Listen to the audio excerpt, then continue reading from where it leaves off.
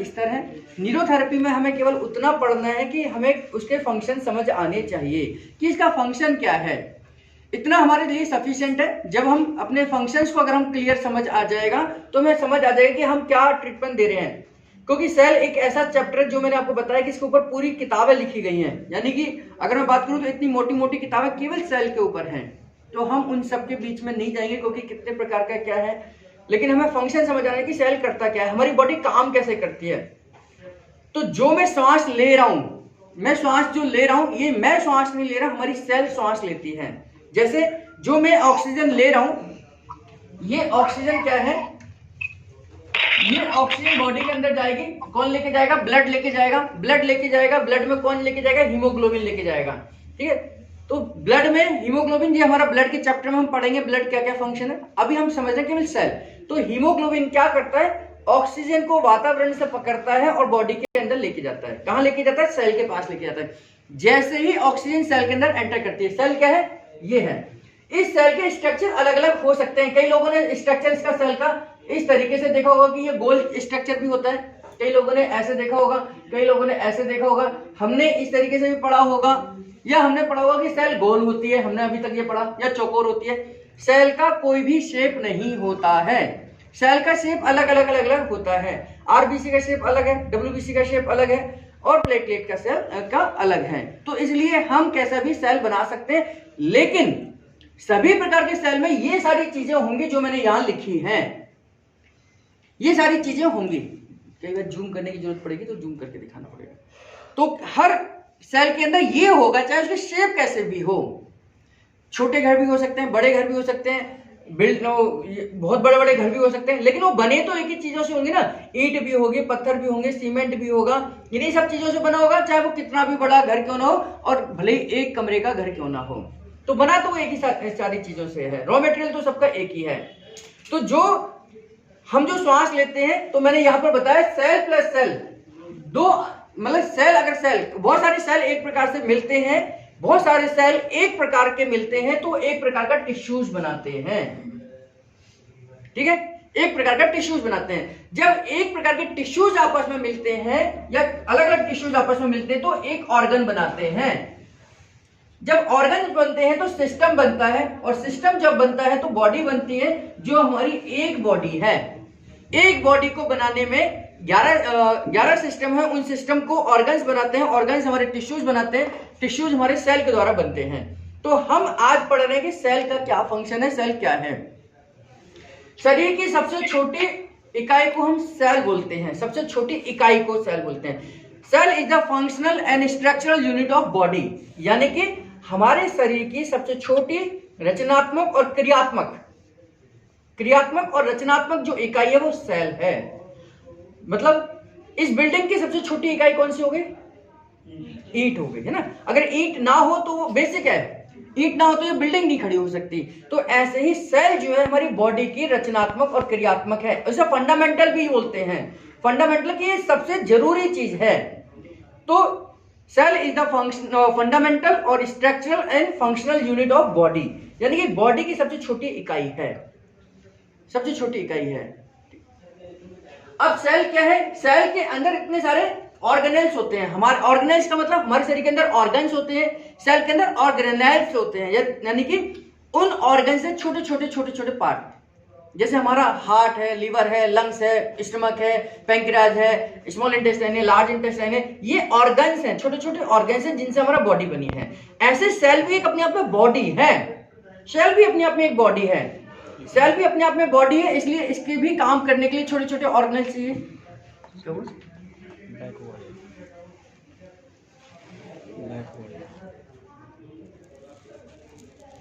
क्या हो गया,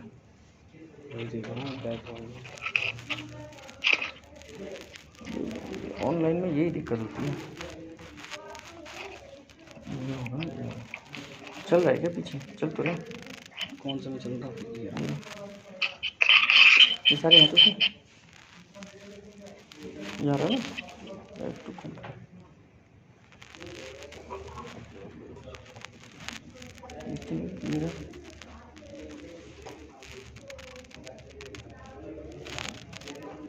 बस वो चल रहा है हमारा। बस आप बैक जाओ और कुछ मत करो, ये कर लो, है ना। तो क्या है सेल, क्या हम पढ़ रहे हैं सेल के अंदर कौन कौन सी चीजें होती है, सेल के अंदर कैसे कौन कौन सी चीजें काम करती हैं। हमारा शरीर हमारे सारे ऑर्गन सेल से बने हैं, तो लीवर के सेल अलग होंगे, पैंक्रियास के सेल अलग होंगे, और सेल की शेप भी अलग अलग हो सकती है, जैसे मैंने आपको बताया। अगर मैं इस नाक की बात करूं तो मेरी नाक कैसी है, ऐसी है, चोंचदार है, तो यहाँ के जो सेल होंगे ना वो अलग तरीके के होंगे। मेरे बाल क्या है, लंबे हैं, तो यहाँ के सेल क्या है, अलग तरीके के होंगे। मेरे हाथ की जो ये जो स्किन है इसके सेल अलग हैं, ये अलग होंगे। बॉडी की सबसे बड़ा ऑर्गन कौन सा है, बॉडी का सबसे बड़ा ऑर्गन कौन सा है, लीवर है। ऑर्गन एक तो फेमर ऑर्गन तो लीवर। ये ऑनलाइन वाले जवाब नहीं देना, अगर ऑनलाइन वाले जवाब देना है तो लिखित में दे देना, ऑनलाइन जवाब नहीं देना। बॉडी का सबसे बड़ा ऑर्गन हमारा स्किन है, ये जो स्किन है ना ये बॉडी का सबसे बड़ा ऑर्गन है। स्किन क्योंकि एक अलग अलग प्रकार के टिश्यू से बना है और ये कोई सिस्टम नहीं है, स्किन एक ऑर्गन है। अगर हम पूछे कि डाइजेस्टिव सिस्टम में सबसे बड़ा ऑर्गन कौन सा है, तो हमारा लीवर है ना। हमारी सबसे छोटी सेल कौन सी होती है, सबसे छोटी सेल कौन सी होती है, शरीर के अंदर सबसे छोटी सेल किस जगह की होती है, हमारा जो स्पर्म है, जो मेल का स्पर्म होता है वो सबसे छोटी सेल होती है। और सबसे बड़ी सेल कौन सी होती है, फीमेल का एग जो है, जिसको ओवम बोलते हैं, ओवा बोलते हैं, वो सबसे बड़ी सेल होती है। सबसे छोटी सेल कौन सी हो गई, स्पर्म हो गई, ठीक है। और सबसे बड़ी सेल कौन सी होगी, ओवा हो गई, यानी फीमेल का एग हो गया, तो वो सबसे बड़ी सेल है। सबसे बड़ा ऑर्गन कौन सा हो गया, स्किन हो गई, ठीक है। और सबसे लंबी सेल कौन सी होती है, न्यूरॉन जो है। हमारे जो नर्वस सिस्टम जो बना हुआ है, क्योंकि सेल लंबी भी हो सकती है, मैंने बताया ना कि स्ट्रक्चर के हिसाब से सेल की स्ट्रक्चर है, वो कहां पर है, ब्रेन में न्यूरॉन्स होते हैं जो सबसे लंबा सेल है, neuron largest cell of body, ठीक है। तो ये अलग अलग प्रकार के सेल हैं। जैसे लंग्स के अंदर एक सेल आता है जिसको हम एल्वोलाई बोलते हैं, वो सेल है, लंग्स का सेल है। हार्ट के अंदर हार्ट के सेल हैं, नर्वस सिस्टम के अंदर न्यूरॉन्स हैं, वो भी सेल है ना। और किडनी के अंदर नेफ्रॉन सेल है। ये अलग अलग सेल हैं, अलग अलग सिस्टम के। लेकिन आज हम कॉमन से पढ़ रहे हैं कि सेल क्या है। जब हम सिस्टम को पढ़ेंगे, हम जिस सिस्टम को पढ़ेंगे उस सिस्टम में उस सेल के बारे में पढ़ेंगे कि इसका सबसे छोटा सेल कौन सा है, ये कौन सी सेल से बनी है। हार्ट के चैप्टर में हार्ट के बारे में पढ़ेंगे, लिवर के बारे में लिवर के बारे में पढ़ेंगे, अपने लंग्स के बारे में लंग्स के बारे में पढ़ेंगे। लेकिन आज हम कॉमन पढ़ रहे हैं कि ये सेल होते क्या हैं। सब सेल का यही फंक्शन है जो आज हम पढ़ने वाले हैं, चाहे वो लिवर का फंक्शन हो, चाहे वो कहीं का भी सेल हो, वो यही फंक्शन करेगा, यही सारी चीजें उसके अंदर होती हैं। तो पढ़ते सेल क्या है। सेल इस तरीके का स्ट्रक्चर है, इसकी दो मेम्ब्रेन है, जैसे मैंने दो लाइनिंग लिखी है, इसको बोलते हैं सेल मेम्ब्रेन, इसको बोलते हैं सेल मेम्ब्रेन, ठीक है। इसके अंदर एक छोटा सा एक पार्ट और होता है जिसको हम बोलते हैं न्यूक्लियस। न्यूक्लियस की खुद की मेम्ब्रेन होती है जिसका नाम है न्यूक्लियस मेम्ब्रेन, ठीक है। अब इस सेल को काम करने के लिए छोटे छोटे ऑर्गन्स होते हैं, इन ऑर्गन्स को ऑर्गेनेल्स बोलते हैं। मैंने यहां लिखा है कंपोजिशन ऑफ द सेल, यानी कि सेल किन किन चीजों से मिलकर बना है। वाटर, इलेक्ट्रोलाइट्स, प्रोटीन, लिपिड्स और कार्बोहाइड्रेट, इनसे मिलकर सेल बनता है। यानी कि अगर हम सेल की बात करें, इस कमरे की बात करें, तो इस कमरा किन किन चीजों से मिलकर बना है, ईंट से, गारे से, सीमेंट से, रेते से, पानी से, इन सब से मिलकर बना है। ये इसका स्ट्रक्चर है कि ये स्ट्रक्चर ये है कि इसमें पानी भी होगा, इलेक्ट्रोलाइट्स भी होंगे, प्रोटीन भी होगा, लिपिड्स भी होंगे, कार्बोहाइड्रेट भी होंगे। जब ये सारी चीजें बनेंगी, मिलेंगी, तो ये हमारे सेल को बनाएंगी, ठीक है। ये कंपोजिशन ऑफ द सेल है। ऑर्गेनेल्स जो इसके अंदर काम करने वाले हैं। ये सेल करता क्या है, तो जब हम कमरे का फंक्शन क्या है, इसमें हम रहते भी हैं, सोते भी हैं, खाते भी हैं, पीते भी हैं, जो काम करते हैं इस कमरे के अंदर ही करते हैं। तो ये अलग अलग इसके ऑर्गेनेल्स हैं जो इसके अंदर काम करेंगे।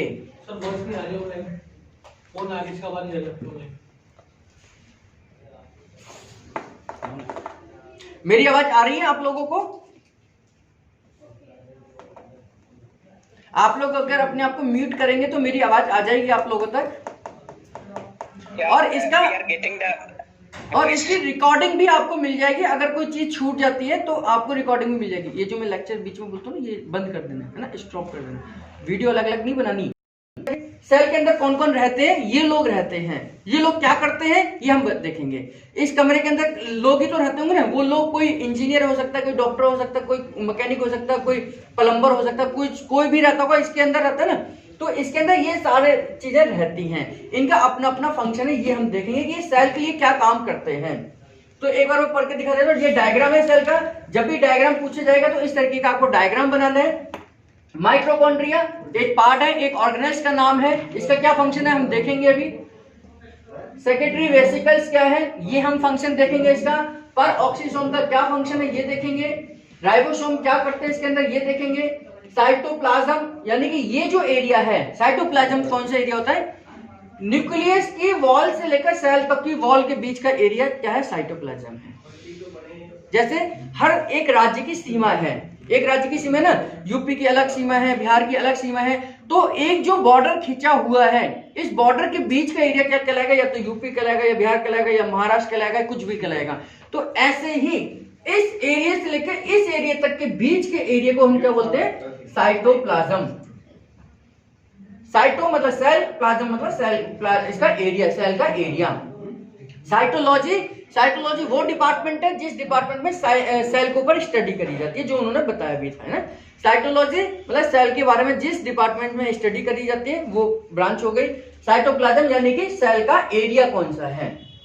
इसके बाद में ये EPR होते हैं, एंडोप्लाज्मिक रेटिकुलम। इसका फुल फॉर्म होता है एंडोप्लाज्मिक रेटिकुलम। ये दो तरीके के होते हैं। एक स्मूथ होता है, स्मूथ का मतलब चिकना, ये चिकना है। एक होता है रफ, तो ये रफ है। इन दोनों का क्या फंक्शन है इसका फंक्शन हम देखेंगे। ये लाइसोसोम है, लाइसोसोम, ठीक है। इसके बाद में क्रोमोसोम, जो अभी न्यूक्लियस के अंदर का जो न्यूक्लियस के अंदर है वो क्रोमोसोम है। क्रोमोसोम के अंदर जीन्स होती है। फिर न्यूक्लियस मेम्ब्रेन हो गई, गोल्जी एपरेटस हो गया, ये इसके पार्ट्स हैं। अब हम इसके बारे में डिटेल से समझेंगे कि ये काम क्या क्या करते हैं। इसकी टाइमिंग खत्म हो गई है सर, ये बंद हो गई अपने आप। शरीर की सबसे छोटी इकाई को हम सेल कहते हैं। सेल की प्राथमिक व सूक्ष्म जीवित रचना है जिसमें शरीर के हर कार्य को करने की क्षमता है। यानी कि शरीर जो काम करता है वो सेल भी करता है। सेल से भी, और सेल, मैंने कहा ना मैं श्वास नहीं ले रहा, मेरी सेल श्वास लेती हैं। सेल कितनी होती है हमारे शरीर के अंदर? कितनी सेल होती होंगी? 50? कितनी होती है? कितनी सेल होती है हमारे शरीर के अंदर? हमारे शरीर के अंदर जो सेल है ना, वो एक आप में से कोई काउंट करके बताना, ठीक है। मैं लिख रहा हूं सेल 10,000 10,000 जो शरीर के अंदर सेल है। बहुत सारी अनलिमिटेड।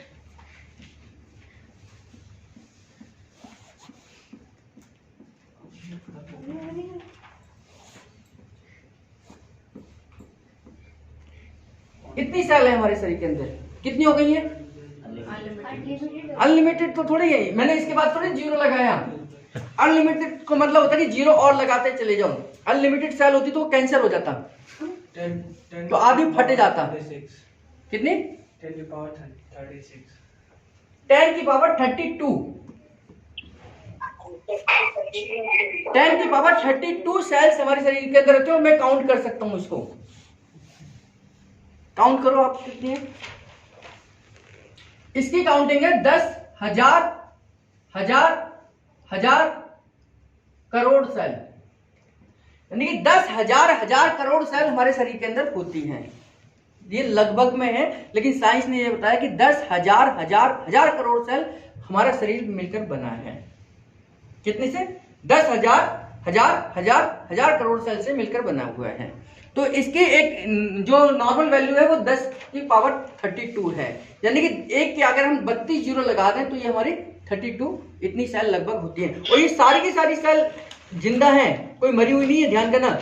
ये जितनी ज्यादा सेल जिंदा होंगी उतना ही शरीर हमारा स्वस्थ होगा। जितनी ज्यादा सेल मरी हुई होंगी या डेड होंगी या निष्क्रिय होंगी उतने ही हम बीमार पड़ेंगे। को कहा जाता है हार्ट पेशेंट को डेली चलना चाहिए, या हार्ट पेशेंट बनने से बचना है तो हमें चलना चाहिए।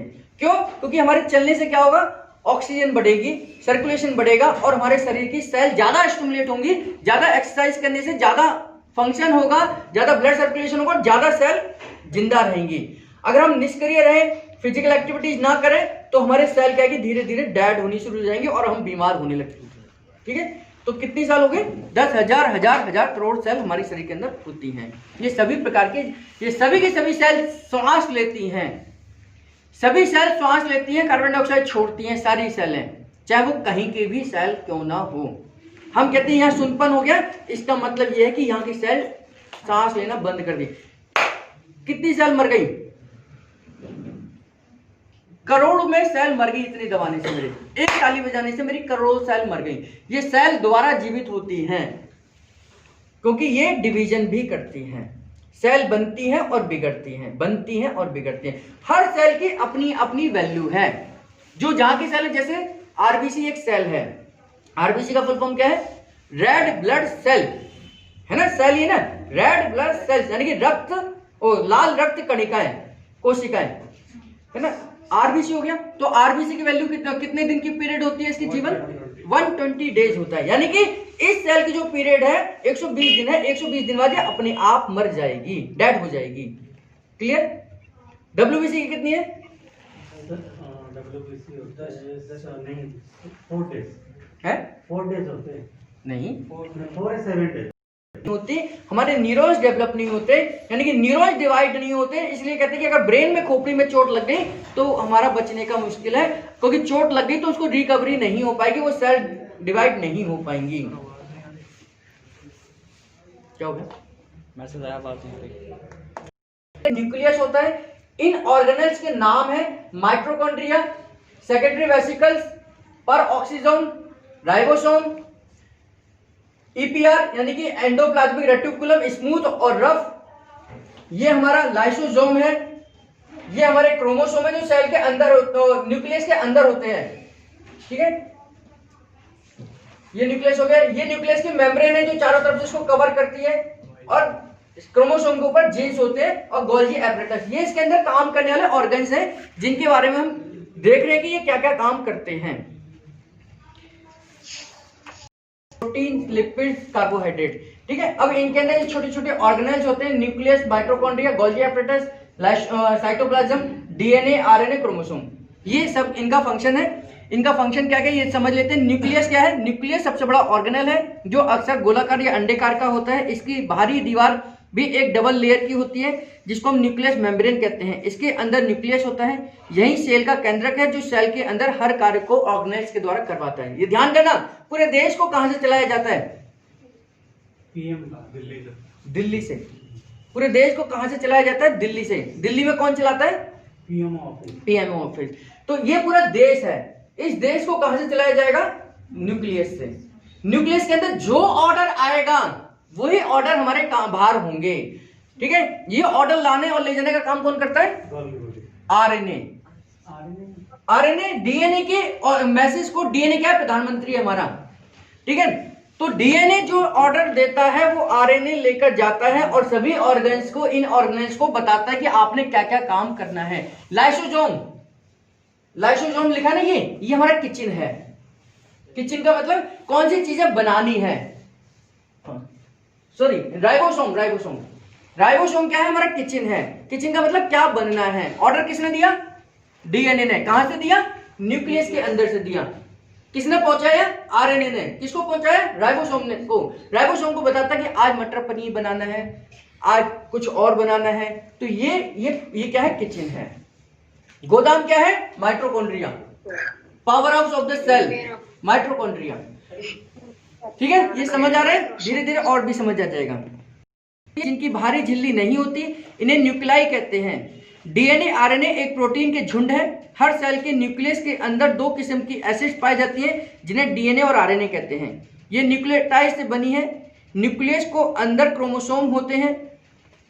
क्रोमोसोम होते हैं जो डीएनए से बने होते हैं। क्रोमोसोम किसके बने होते हैं?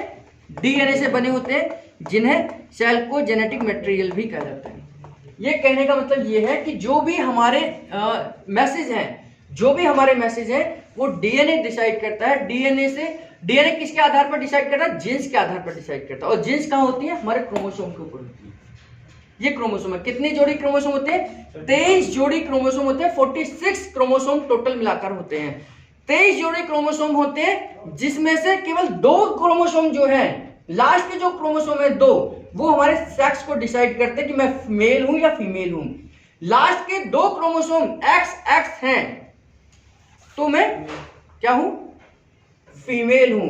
और लास्ट के 2 क्रोमोसोम XY हैं तो क्या है? मेल है। 23 जोड़ी क्रोमोसोम होते हैं। 23 जोड़ी क्रोमोसोम होते हैं। लास्ट के अगर XY है तो ये क्या है? मेल है। और XX है तो फीमेल है। बाकी दोनों के अंदर सेम है। मेल और फीमेल के अंदर बाकी के सारे क्रोमोसोम सेम है। बस लास्ट के जो 2 जोड़ी क्रोमोसोम है वो मेल और फीमेल के अंदर चेंज है। उसके अंदर XX होंगे फीमेल के अंदर, और मेल के अंदर XY होंगे। समझ आ रहा है? 23 में से केवल 21 जोड़ी क्रोमोसोम दोनों में सेम है। 21+2।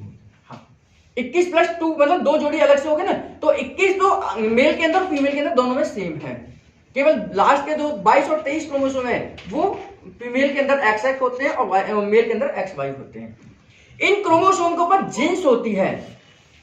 ये जीन्स आपकी पूरी लाइफ की कहानी लिखती है। जीन्स के ऊपर आपकी पूरी लाइफ की कहानी लिखी होती है। आपकी आंख कैसी होगी, आपकी नाक कैसे होगी, आपके बाल कैसे होंगे, आपके जीभ कैसी होगी, आपके हाथ कैसे होंगे, आपके पैर कैसे होंगे, ये सारी कहानी जीन्स के ऊपर लिखी होती है। इसलिए कहते हैं ये जेनेटिक डिसऑर्डर है, यानी कि जीन्स की गड़बड़ी की वजह से आने वाला डिसऑर्डर है।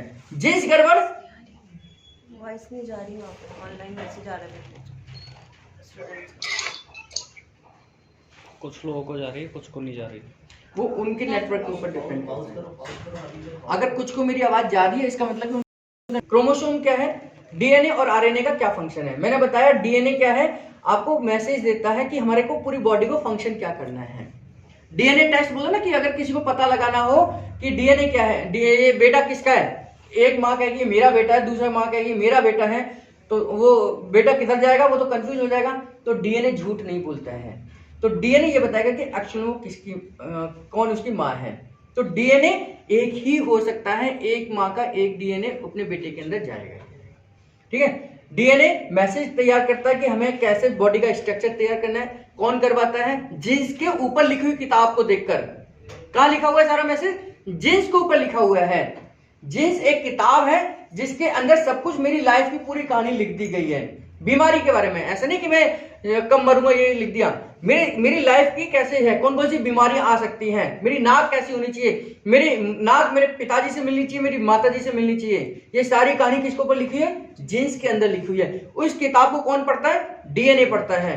डीएनए पढ़ता है, किसको बताता है? आरएनए को बताता है। और आरएनए अंदर बाहर आकर ये काम करवाता है, क्योंकि ये सारे काम करेंगे। ये कोई नाक बनाएगा, कोई मुंह बनाएगा, कोई आंख बनाएगा, कुछ जो भी बनाएंगे ये सारे बनाएंगे किसके कहने पर? आरएनए के कहने पर। किसने ऑर्डर दिया? डीएनए ने दिया। और कहां से पढ़ा उसने? जीन्स के ऊपर से मैसेज को पढ़ा। और जीन्स कहां पर है? क्रोमोसोम के ऊपर चिपकी हुई है। क्रोमोसोम क्या है? 22 प्रकार के क्रोमोसोम है, जो मेल के अंदर फीमेल के अंदर दोनों है। 22 और 23 जो है वो फीमेल और मेल के अंदर अलग अलग है। कहानी समझ आई यहां तक की? आगे चलते हैं। ये अंदर की कहानी खत्म हो गई, समझ आ गया क्या? अंदर सभी सेलों के अंदर यही सारी प्रोसेस होगी। डीएनए होगा, आरएनए होगा, क्रोमोसोम होगा, जीन्स होंगे, राइबोसोम होगा, माइटोकॉन्ड्रिया होंगे, हर सेल के अंदर होगी। और हर सेल श्वास ले रहा है इस समय। अगर ये श्वास नहीं ले रहे तो मैं श्वास नहीं ले रहा, और मैं श्वास नहीं ले रहा तो यानी कि मैं मर गया। तो सेल मरते हैं, सेल ही जीवित होते हैं। ना मैं मरता हूं, ना मेरी आत्मा मरती है। आत्मा नाम की चीज साइंस के हिसाब से अभी नहीं है। हम केवल डीएनए और आरएनए को लेके चल रहे हैं। ठीक है, माइटोकॉन्ड्रिया के बारे में पढ़ते हैं सबसे पहले। माइटोकॉन्ड्रिया अब ये क्या करती है इसके बारे में पढ़े। ये अंदर का समझ आ गया, न्यूक्लियस। अब हम बाहर की तरफ चल रहे हैं। ठीक है, माइटोकॉन्ड्रिया ये सेल की पावर हाउस है, यानी कि ऊर्जा केंद्र है। जब हम श्वास लेते हैं तो ऑक्सीजन इसके अंदर जाती है और ग्लूकोज को जलाकर एटीपी एडिनोसिन ट्राइफॉस्फेट बनाती है, जिससे सेल के अंदर हर कार्य के लिए एनर्जी मिलती है। एटीपी द्वारा एनर्जी बनाने की क्रिया को सेलुलर रेस्पिरेशन कहते हैं। सेलुलर रेस्पिरेशन, इसके बारे में डिटेल में हम पढ़ेंगे रेस्पिरेटरी सिस्टम में। मैंने कहा ना मैं श्वास नहीं ले रहा, कौन श्वास ले रहा है? सेल श्वास ले रही है। सेल श्वास ले रही है, इसका मतलब है सेल रेस्पिरेटरी रेस्पिरेशन चल रहा है, इसी को बोलते हैं सेलुलर रेस्पिरेशन, यानी कि सेल का श्वास लेना कहलाता है सेलुलर रेस्पिरेशन। मैं श्वास लेता हूं तो इसको क्या बोलते हैं, रेस्पिरेटरी, है ना, रेस्पिरेशन, बाह्यिक श्वास ले रही है आंतरिक श्वास। ये इतनी सारी सेल श्वास ले रही है तो मैं जिंदा हूं, और जितनी सारी सेल खराब हो जाएंगी उतना ही मैं बीमार पड़ जाऊंगा। तो माइटोकॉन्ड्रिया क्या है, ये माइटोकॉन्ड्रिया क्या है, power house of the cell है। मैंने बताया था आपको पहले भी कि ग्लाइकोजन, ग्लूकोज को स्टोर करके हम ग्लाइकोजन में रख देते हैं। कहां रखते हैं, माइटोकॉन्ड्रिया के अंदर रख देते हैं। जैसे ही माइटोकॉन्ड्रिया के अंदर ग्लाइकोजन स्टोर हो गया, हमने श्वास ली, सेल ने श्वास ली, सेल के अंदर से ऑक्सीजन गया, ऑक्सीजन गया, ये O2 है। ये जैसे ही ऑक्सीजन माइटोकॉन्ड्रिया के अंदर जाएगी, यहां पर एक रिएक्शन होगी। क्या रिएक्शन होगी, थोड़ा जूम करके दिखा देना, मैं वैसे बड़ा बड़ा लिखूंगा। माइटोकॉन्ड्रिया प्लस ऑक्सीजन, ठीक है। जैसे ये ऑक्सीजन माइटोकॉन्ड्रिया के अंदर गई, यहां पर ग्लाइकोजन है, क्या है, ग्लाइकोजन। ये ग्लाइकोजन ऑक्सीजन के साथ मिलकर जल जाएगा, बर्न कर जाएगा, और यहां पर बनेगा H2O, CO2 और ATP, ये बनेगा। H2O क्या है, पानी है जो हमारी बॉडी के अंदर घूमेगा, ये पानी किडनी के थ्रू बाहर आ जाएगा। CO2 कार्बन डाइऑक्साइड, जो मैंने श्वास छोड़ी, यानी कि मैंने इतनी देर में सब कुछ हो गया, यानी कि जो मैं इतनी कहानी बता रहा हूं ये सब कुछ हो गया, क्योंकि मैंने कार्बन डाइऑक्साइड छोड़ी। कार्बन डाइऑक्साइड तभी छोड़ी जा सकती है जब इसके अंदर माइटोकॉन्ड्रिया के अंदर ग्लाइकोजन जल चुका होगा, नहीं तो कार्बन डाइऑक्साइड है ही नहीं अंदर, कार्बन डाइऑक्साइड है ही नहीं। कार्बन डाइऑक्साइड तो बनती है जब यहां पर ये रिएक्शन होती है, ऐसे ही ना। तो ये जब रिएक्शन होती है तो इस रिएक्शन के फलस्वरूप ये बनता है, पानी बनता है जो हमारी बॉडी में चाहिए, CO2 जो हम श्वास के द्वारा बाहर निकाल देते हैं, और ATP का मतलब एडिनोसिन ट्राइफॉस्फेट, ये है ऊर्जा। जैसे हम वेट को हम किलोग्राम में चेक करते हैं, दूरी को हम मीटर में चेक करते हैं, किलोमीटर में चेक करते हैं, लिक्विड को हम लीटर में चेक करते हैं, ऐसे ही ऊर्जा को ATP में चेक करते हैं। कितनी ATP चाहिए, कितनी ऊर्जा चाहिए, 32 ATP मिलाकर एक ऊर्जा मानी जाती है ना। 32 ATP के जब मॉलिक्यूल्स आपस में मिलते हैं तो वो एक ऊर्जा के बराबर होते हैं। ये साइंस है, ठीक है। तो यहां पर ATP, ये जो ATP है, मैं जो बोल रहा हूं, श्वास ले रहा हूं, मेरी जीभ चल रही है, मैं देख रहा हूं, मैं हाथ हिला रहा हूं, इसके लिए एनर्जी की जरूरत है। यही एनर्जी ये ATP है। अगर ये ATP ना बने तो मैं बिल्कुल ऐसा हो जाऊंगा, कहते हैं थक गया हूं मैं। थकता कौन है, केवल हाथ थकता है या पैर भी थकते हैं? जब बॉडी थकती है तो पूरी बॉडी थकती है। ऐसा तो नहीं हो रहा कि पैर थक गए और मेरा मुंह बोलते जा रहे हैं। जब मैं थकूंगा तो पूरी जगह से थकूंगा। इस बॉडी को काम करने के लिए ऊर्जा की जरूरत होती है, एनर्जी की जरूरत होती है। जैसे कार को चलने के लिए पेट्रोल की जरूरत होती है, ऐसे ही शरीर को काम करने के लिए ATP की जरूरत होती है। और ATP कहां से बनता है, यहां से बनता है। ये ATP कहां से बना, ये बना जब मैंने श्वास ली। अब मैं श्वास नहीं लूंगा ना तो मैं मर जाऊंगा। क्यों मर जाऊंगा, क्योंकि मुझे ऊर्जा ही नहीं मिलेगी, कार्बन डाइऑक्साइड नहीं मिलेगी, ये रिएक्शन रुक जाएगी।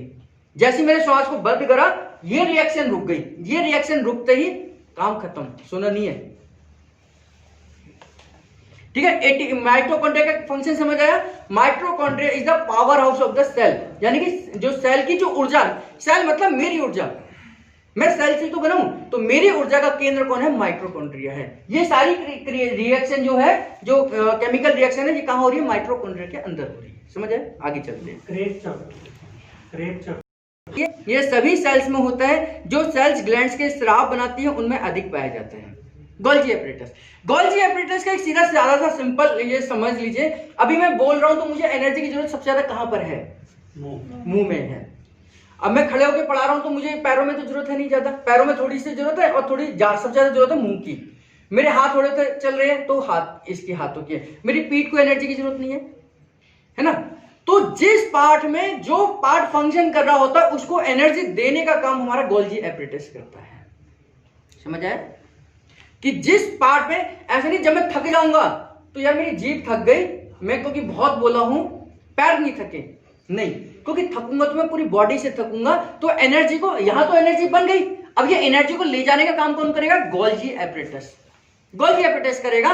गोल्गी एपरेटस इस एनर्जी को वहां लेके जाएगा जहां जरूरत है। अब मैं दौड़ रहा हूं, मैं बोलते बोलते थोड़ी दौड़ रहा हूं, तो मुझे दौड़ते समय कहां जरूरत है एनर्जी के? पैरों में और हाथों में जरूरत है।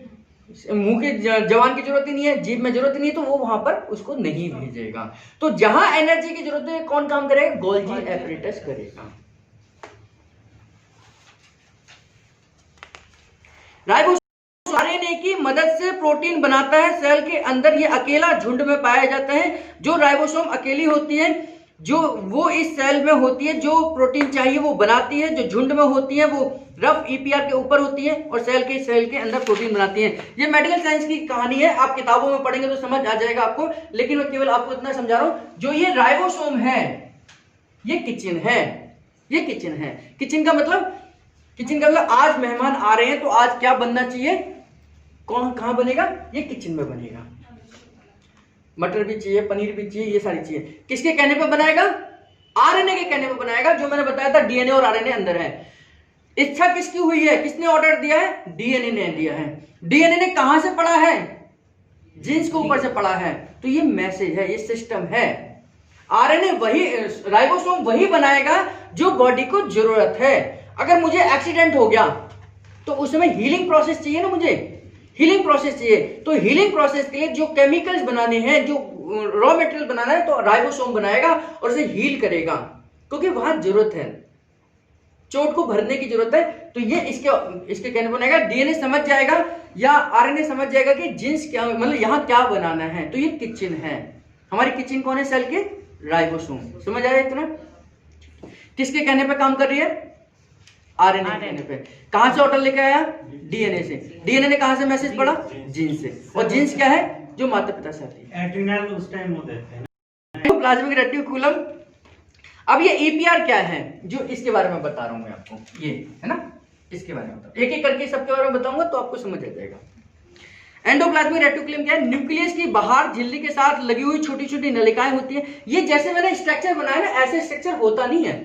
ये मैंने केवल आपको समझाने के लिए बताया है, ताकि एक जैसे अगर मैं गोल गोल बना देता, सारे स्ट्रक्चर गोल गोल बना देते तो आप कंफ्यूज हो जाते ये कौन सी चीज है। ये केवल स्ट्रक्चर इसलिए बनाया कि आपको डिफरेंट ध्यान रहे कि यार ये ऐसा है। आप भी डिफरेंट बना सकते हैं। ऐसा नहीं कि मैंने माइटोकॉन्ड्रिया ऐसे बनाया तो आप भी ऐसे बनाए। आप माइटोकॉन्ड्रिया ऐसे भी बना देंगे ना तो भी चलेगा, कोई दिक्कत नहीं है, लेकिन वहां लिखना है कि ये माइटोकॉन्ड्रिया आप बता रहे हैं। बस साइटोप्लाज्म पर डॉट ऐड कर दीजिए। प्रदेश है ऐसे बोलते ना। तो ये एरिया दिखाता है। ये न्यूक्लियस के अंदर तथा बाहर के सेल के मेम्ब्रेन तक फैली रहती है। इन्हें संक्षेप में ईपीआर कहते हैं। इनका मुख्य कार्य है इसके अंदर से होकर राइबोसोम में बनी हुई चीजें, प्रोटीन कहां बन रही है? राइबोसोम में बन रही है। केमिकल के अंदर एक जगह से दूसरी जगह के मेम्ब्रेन तक पहुंचाती है। दूसरे शब्दों में ये एक कैरियर का काम करता है। अब जो चीज बन गई वो एक जगह से दूसरी जगह पर कौन लेके जाएगा? ये लोग लेके जाएंगे। कौन लेके जाएगा? अब ऊर्जा बन गई, खाना बन गया, सर्व भी तो करेगा कोई, तो कौन करेगा? वो ये लोग करेंगे, ईपीआर करेंगे। तो ये क्या करते हैं? राइबोसोम में बनी हुई चीजों को उठाकर जहां जरूरत है वहां ले जाने का काम हमारी ईपीआर करेंगे। ट्रांसपोर्ट का काम, हाँ, कैरियर का काम करते हैं। गोल्गी एपरेटस ऊर्जा, बाकी हमारी चीजों को केवल ऊर्जा की जरूरत नहीं है, हमारे को प्रोटीन की भी जरूरत है। भाई यहाँ टूट फूट हो जाए तो उसमें एनर्जी की जरूरत है, या यहाँ पर स्किन की जरूरत है कि यहाँ पर वो सेल डेवलप हो जाए दोबारा से। एनर्जी को कंट्रोल कौन कर रहा है? गोल्गी एपरेटस कर रहा है। बाकी सारी चीजों को कौन कंट्रोल कर रहा है? ईपीआर कर रहा है। समझ आ गया? अब ये रफ और स्मूथ क्या है? ये चिकनी क्यों बनाई मैंने, रफ क्यों बनाई, इसका मतलब समझ लीजिए। रफ ईपीआर, इसके साथ राइबोसोम जुड़े होते हैं जिनको हम जिनसे आरएनए रहता है। ये वो प्रोटीन्स, एंजाइम्स, हार्मोन्स बनाती है जो गोल्गी एपरेटस के स्टोर किए जाते हैं और जरूरत के अनुसार शरीर के अन्य सेल के ऊपर उपयोग के लिए दिए जाते हैं। ये कुछ प्रोटीन के साथ शुगर को मिलाकर ग्लाइकोप्रोटीन बनाते हैं। इन्होंने कहा कि ये जो चिपके हुए इसके साथ राइबोसोम जुड़े होते हैं। इसके साथ राइबोसोम जुड़े हुए, बनाया तुरंत भेज दिया। इन वालों को लेने जाना पड़ेगा। इनके साथ राइबोसोम नहीं जुड़े हुए, इसलिए ये खुदरे है जिसको हम रफ ईपीआर बोलते हैं। ये चिकनी है, इनको राइबोसोम के पास जाना पड़ता है, इनके पास खुद राइबोसोम रहता है। इस वजह से इनकी स्ट्रक्चर में डिफरेंट है। सर एक दीवार होते हैं ना, हाँ अनेक प्रकार की फैटी एसिड्स बनाते हैं, फॉस्फोलिपिड्स बनाते हैं, स्टेरॉइड बनाते हैं। इनमें शराब, कीटनाशक दवाइयां, कैंसर को उकसाने वाली केमिकल्स को भी खत्म करने की क्षमता होती है। किसके अंदर होती है? इसके अंदर, स्मूथ वाले के अंदर। इसके अंदर क्या है? हम जो भी टॉक्सिन्स खाते हैं, सिगरेट पीते हैं, शराब पीते हैं, दारू पीते हैं, बियर पीते हैं, ये जितना भी, या हम गुस्से में आके पेट्रोल पी लेते हैं, तो इनको जो हमारे शरीर को ये नुकसान पहुंचाती है। लेकिन ऐसा नहीं कि आज ही पिया तो मैं आज ही मर जाऊंगा, शराब पीते ही मैं मर जाऊंगा, नहीं मरूंगा, है ना। तो ये डिसॉल्व करने का, इसको खराब करने का, इसको हटाने का काम हमारा ये काम करेगा, क्योंकि इसे पता है कि कौन सी चीज मेरे लिए अच्छी है, कौन सी बेकार है। ठीक है, ये स्मूथ ईपीआर करेगा। ठीक है, गोल्जी एपरेटस मैंने बता दिया आपको, एनर्जी को बैलेंस करने का काम करता है एक जगह से दूसरी जगह तक। लाइसोसोम ये जो एरिया है, लाइसोसोम सबसे ज्यादा ताकतवर है। लाइसोसोम हमारे आंसुओं में भी होता है ना, ऐसा कहा जाता है। अभी देखते हैं क्या कर रही है। लाइसोसोम छोटी छोटी थैलियों की तरह ऑर्गेनेल्स है जो गोल्जी एपरेटस से टूटकर निकलती है, पूरे साइटोप्लाज्म में फैली रहती हैं।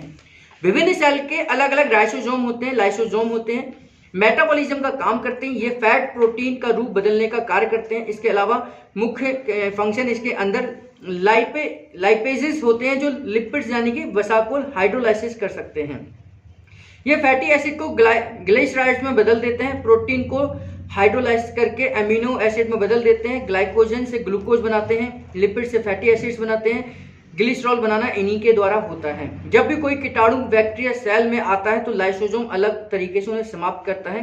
इन वेसिकल्स के ऊपर भी मेम्ब्रेन फट जाती है और या ग्रेनुल्स के अंदर भेजे हुए हाइड्रोलाइटिक कंपाउंड्स द्वारा उस बैक्टीरिया के ऊपर की मेम्ब्रेन को हाइड्रोलाइसिस करके उसे समाप्त कर देती है। लाइसोसोम क्या है? सबसे शक्तिशाली हमारे अंदर एंजाइम्स है। ये एंजाइम्स क्या है? कोई भी वायरस या बैक्टीरिया आया, इसके बहुत सारे फंक्शन है, लेकिन मेन फंक्शन हमें ये ध्यान करना है कि कोई भी वायरस या बैक्टीरिया आता है उसको पकड़कर उसको चारों तरफ से घेर लेती है और ये फट जाती है। फटने से क्या कि इसके केमिकल उसके चारों तरफ चिपक जाते हैं, जो भी वायरस या बैक्टीरिया है, और उसको डिस्ट्रॉय कर देते हैं। लाइसोसोम का सबसे बेस्ट फंक्शन ये है कि किसी भी वायरस या बैक्टीरिया को डिस्ट्रॉय करने के लिए सबसे ज्यादा जरूरत है, मतलब सबसे ज्यादा उपयोगी है।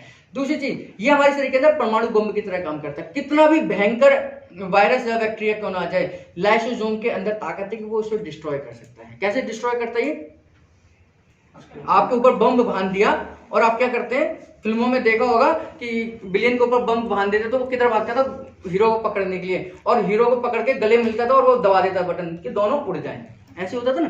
तो सेम यही क्रिया लाइसोसोम करता है। लाइसोसोम के अंदर बम भरा हुआ है, बारूद है इसके अंदर, और ये जो भी वायरस या बैक्टीरिया आता है उसे पकड़ लेता है और अपने आप को हार्ड कर लेते हैं और उसे धीरे धीरे डिस्ट्रॉय कर देते हैं। समझ आ गया लाइसोसोम का फंक्शन? गुरुजी का अनुमान है कि 1 पैरा से हम गोल्जी एपरेटस के लाइसोसोम को उकसाते हैं। इससे शरीर में कहीं भी गांठें हों तो 1 पैरा से डिसॉल्व की जा सकती है। इसका फंक्शन न्यूरोथेरेपी में क्या है कि 1 पैरा जो है हमारा, 1 पैरा जो है वो लाइसोसोम को स्टिमुलेट करता है। यानी कि अगर किसी के अंदर गांठें बनी हुई हैं, छोटी छोटी गांठें बनी हुई हैं, अगर हमें डिसॉल्व करनी है तो हम क्या ट्रीटमेंट देंगे? 1 पैरा ट्रीटमेंट देंगे। यानी कि कोई भी गांठ है, सो रहे हो, तो कोई भी गांठ है उसको डिसॉल्व करने का काम हमारा लाइसोसोम करता है। लाइसोसोम को हम कैसे स्टिमुलेट करते हैं? 1 पैरा से करते हैं। समझ आ गया? पर ऑक्सीजोम, लाइसोसोम का फंक्शन समझ आया? एक एक दो फंक्शन याद कर लेंगे तो आपको सेल समझ आ जाएगा। नहीं तो हम डीप में जाएंगे तो ये सेल, मैंने बताया था कि बहुत मोटी किताब है इसकी, वो पढ़ लेना। पानी की भरी हुई थैली है जिनमें कई प्रकार के एंजाइम पाए जाते हैं। ये प्राय शरीर के सभी सेल्स होते हैं, परंतु मुख्य रूप से यह लिवर में पाई जाने वाली सबसे ज्यादा प्रोटीन है, एंजाइम्स हैं। ये लगती तो लाइसोसोम जैसी है परंतु इनसे भिन्न है। ये स्मूथ एंडोप्लाज्मिक रेटिकुलम से निकलती है। ये हाइड्रोलाइसिस के तत्व होते हैं। हाइड्रोलाइसिस उन एंजाइम्स को कहते हैं जो हाइड्रोलाइसिस करने की क्रिया को उकसाते हैं। ये भी ऑक्सीडेशन की तरह काम करती है लाइसोसोम। ये कौन से? परऑक्सीसोम। ये परऑक्सीसोम, ये किसकी तरह काम करते हैं? ये भी लाइसोसोम की तरह काम करते हैं, लेकिन इनका मारने का तरीका अलग है। वो कहते हैं कि मारने के तरीके अलग अलग है। कैसे तरीके अलग अलग है? एक पानी में डुबा डुबा के मारता है, एक खिला खिला के मारता है, और एक डायरेक्ट गोली मार देता है। तो इसने क्या करा था? डायरेक्ट गोली मारने का। ये मारता है। इसके अंदर बहुत पानी है, तो जो भी वायरस है, बैक्टीरिया है, जो भी शरीर के अंदर एंटर करता है उसके अंदर इसको चारों तरफ से पानी से भर देता है। जैसे ही पानी से भरता है वो पानी पी पी कर ही वायरस मर जाता है। तो इसको बोलते हैं हाइड्रोलाइसिस। एक है ऑक्सीडेशन, एक है हाइड्रोलाइसिस। इन दोनों में क्या फर्क है? जैसे उन्होंने बताया था कि नाइट्रोजन गैस को अगर शरीर के अंदर जबरदस्ती छोड़ दिया जाए, घुसा दिया जाए, तो शरीर डेथ हो सकती है। क्यों हो सकती है?